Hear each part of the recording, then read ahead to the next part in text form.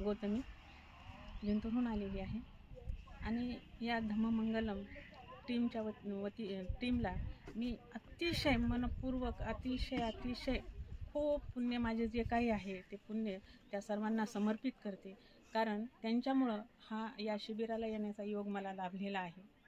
या शिबिरात आल्याच्या नंतर म्यानमारहून आलेले आदरणीय धम्मसार भंते जे आहेत यांच्यात किती पारमिता असतील ह्या गणल्या जाणार नाही, पण त्यांची अनुकंपा आणि भगवंताची त्यांच्यासह आम्हा सर्वांवर अनुकंपा झाली असं मला वाटतं.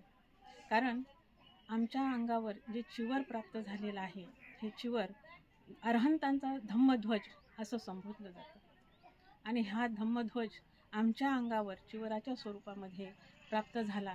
हे आईवडिलांचं, या विश्वातील सर्वांचं आमच्यावर असणारं जे काही माया आहे आणि पुण्य आहे, या पुण्यामुळेच कदाचित हा अतिशय विलोभनीय सुंदर आणि याच्याहीपेक्षा अप्रतिम, अत्यंत अप्रतिम असं जे काही असेल ते पुण्य आम्हा सर्वांना प्राप्त झालेलं आहे. सयाले, तुम्ही काय शिकलात मागच्या एका आठवड्याभरामध्ये? काय नवीन शिकलात तुम्ही सयाले जीवनामध्ये? सयाले जीवन वेगळं कसं आहे, काय सांगाल? निश्चितच सयाले जीवन दररोजच्या गृहस्थी किंवा उपासिकांचं जे जीवन असते याच्यापेक्षा अत्यंत वेगळं आहे. कारण इथं एक शिस्त आहे. जीवन सकाळी 4 वाजल्यापासून सुरू होतं आणि म्हणजे दैनंदिनी 4 वाजल्यापासून सकाळी सुरू होते आणि समाप्त होते 10, सव्वा 10 पर्यंत.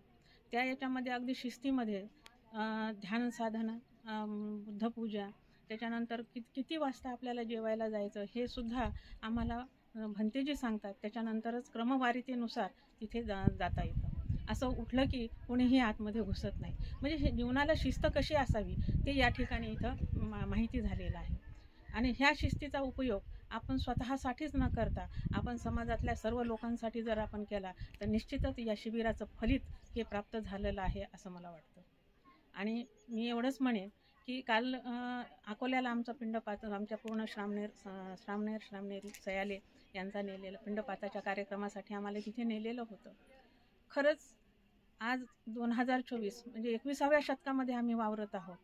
तर या 21व्या शतकामध्ये जर लोकांच्या मनामध्ये धम्माप्रती एवढी अगाध अशी श्रद्धा आहे की एक माऊलीने आमचे हात पाय धुत असताना अक्षरशः डोक्यावरचा पदर काढला आणि तिने पाय पुसले.